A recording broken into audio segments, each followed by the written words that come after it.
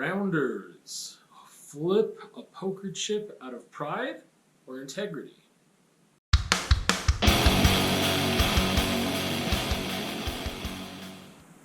We got Rounders here, directed by John Dahl, written by David Levian and Brian Koppelman.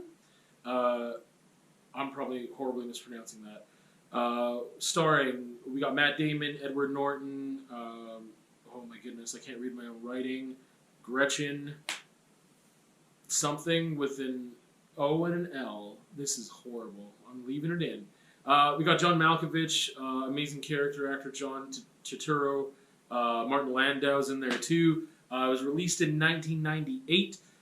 Genre-wise, definitely a drama. It's kind of like action adjacent, kind of crime adjacent, but a good drama. There will be some spoilers at the end. I will notify you when those happen. But Rounders. Let's talk about Rounders. It's fun, fast, and frustrating. We got 3 Fs. Basically, I'll give you the rundown about what the movie's about. It is about an aspiring lawyer, played by Matt Damon. He's got poker problems, and he risks it all. Colorful cast, and characters are super well written, amazing characters. What is it really about? I mean, you've got a discussion of skill and risk, addiction, fate, life paths, destiny. It's a very human film. It just happens to be brought about through the game of poker. And again, there's all these allegories for life and how someone should or shouldn't live based off of poker. I will admit I don't know how to play poker. I've tried maybe once a long time ago. Never got into it. So that's not part of the appeal to me necessarily, that like I can relate no, that's wrong. I think despite the fact that I don't know how to play poker and I've never really been around it, I still can relate. And that's... we don't cut sneezes out. We never cut sneezes out. That's how often I sneeze on camera, is that I have a rule. Yeah, so we've got this discussion of life and like going for broke and like, we've got relationships being tested. We've got honesty being a thing.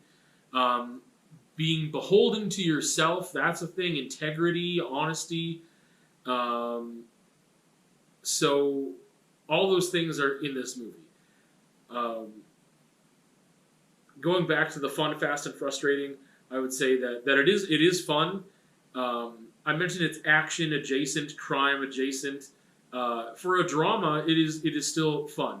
It is not dry whatsoever. It is pretty fast paced, and I mean it's fun because you see this dynamic of true human relationships between people that have a history, that know each other, that have nicknames, that really they've had a lot of fun together, but they've also had a lot of issues and problems as really good best friends, and it's fun also just to be in this excitement of poker and high stakes or low stakes, and just like people going on runs and whatever. Like gambling can be fun. I understand it. I get why it's fun. So watching that, especially without your own financial investment, is even more fun. So yeah, the frustrating part, I'll get more into that with the spoilers, but there are a lot of things that happen that don't need to happen, and yet they do, and lessons that are not learned as quickly as they could have been. But to go back to kind of summarizing it, what it's really about, and again, like you have a discussion about poker in itself. Is it a game of chance, or is it a skill-based game, and how that translates to things in life, whether you are taking chances or you are making calculated decisions. I mentioned fate and destiny and your life path. That gets brought up in a great way. Martin Landau, he's definitely not a main actor in this, but I mean he is a main actor in the sense that he's not an extra. But screen time wise, he's not in it a lot. However, he has some incredible insights, or his character, I should say, and he's fantastic. And he brings up some of those conversations with the young Matt Damon. Again, a lot of it is about choices and making choices based off of either intuition or calculation, or how fast can you weigh both of those things, right? And integrity, and again, just like being honest with yourself. And part of that is being honest with yourself about what you want to do in life, and what is your life path, or what should you be doing, what risks should you be taking, so that at the end of the day, you know you did your right by yourself. And I really like that. I really like the vehicle of poker in order to express these ideas. I think it's a fantastic film.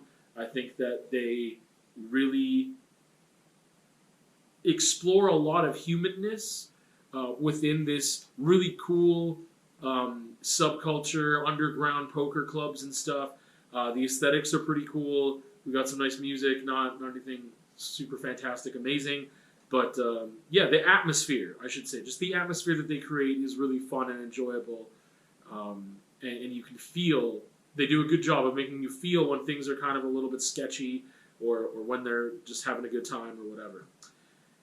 Emotions that I experienced, I was very frustrated, which I'll get into again in the spoiler section, and excited. It was fun and it was exciting, and so that's kind of where that ended.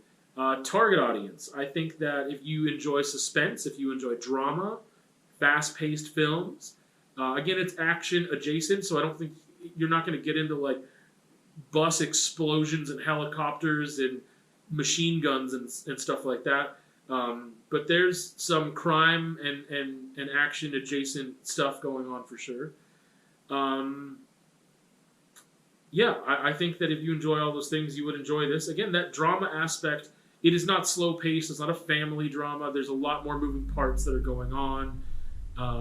So it's not like a romantic drama in that aspect. I mean, romance is a part of life, and that is represented here. Personal relationships of that nature, for sure. But that's not what it is really about. Importance and function. I think that ultimately it's a fun and entertaining story.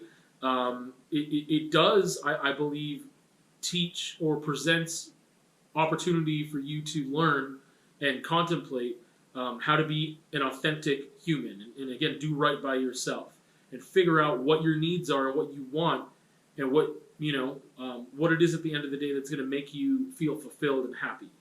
So I think that is important, and again, I think it's a really fun way to express that stuff. I would say it's high on my shelf. It's not quite top shelf, but it's pretty high on my shelf. I think after this most recent viewing, probably the third or fourth time I've seen it, and it gets better. I would say that I see more in it when I watch it again. I'm going to get into spoilers. I'm going to get into spoilers. This is where the magic spoiler stuff happens. So in the film, and there's really only one thing I'm going to talk about for the spoilers, and that's the very end. I wish I could remember the name of the characters, but I can't. I mean, I remember Worm and whatever. So we're talking about part of that frustration. So Worm, played by Edward Norton, amazing actor, excellent. It's really frustrating because Matt's character, which I can't remember the name of, he just doesn't cut him loose as early as he could. It's so frustrating to watch this really smart guy who just won't cut his losses, and that's part of the game, of life and poker and whatever. But he just can't seem to figure out, this dude is not going to help you. He's not getting better. He's not a good person. He's not benefiting you. You need to cut him loose, and he just doesn't do it. And things get worse and worse and worse because he doesn't do it. And, people change over time, and some people don't. Or it takes way longer, or it takes something extreme, or whatever. And so he just hasn't done that. He hasn't, dealt with that, and that's really frustrating to watch. But with the end, so KGB, played by John Malkovich, they're playing the game, they're in it. Matt's character wins, and he's kind of cleaning up and whatever. And it was a pretty quick game, and he trapped him and he figured him out, and he beats KGB and he gets all the money he needs and whatever. And then KGB says, "Yeah, okay, go ahead, just like a young man in for a quickie, and I'm not satisfied." And he's like, "Oh, it's fine. You're not satisfied, whatever." And he's like, "Well, it's fine. You're paying me with my own money," and that really gets to him, to Matt's character. And he's just like, he stops and he hesitates, and KGB knows he got him under his skin a little bit, so he keeps going and pushing, and he's just like talking about, I paid you with your you paid me with my own money, right? So whatever, it's just like saying, like, you're still in the hole. You didn't really win any money. You beat me in the game, but you're even now. Oh, big deal, You didn't win any money. You just paid me back, and you're square now with grandma and whatever. So who cares? And the stupid thing is that Matt's character goes back into the game. Double or nothing. Which means that if he loses, which it happens, you can lose. He's lost to KGB before. That he's not going to be paid off. And now he's going to really, really be in a mess. He's already in a mess. And he just fixed his mess. He just fixed it. And I think in this circumstance, it becomes this thing. And I guess we talk about nature and nurture a little bit too. And I just hate that KGB goads him into another game. And is that pride? I don't think that's integrity anymore. I think it's pride. He's chasing the gamble of it. I don't know what he's doing.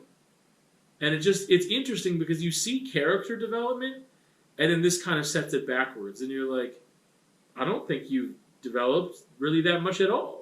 Because he goaded you back into this thing. And oh, you beat him. You ended up winning. That's fantastic. You're ahead now. But it might have not gone that way. And you would have really screwed yourself up.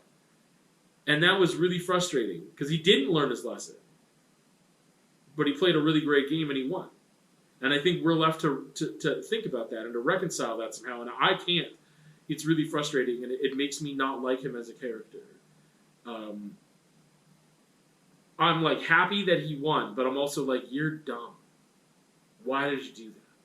You didn't need to make that sacrifice. You could have quit while you're ahead, but you still don't know how to do that yet. Rounders.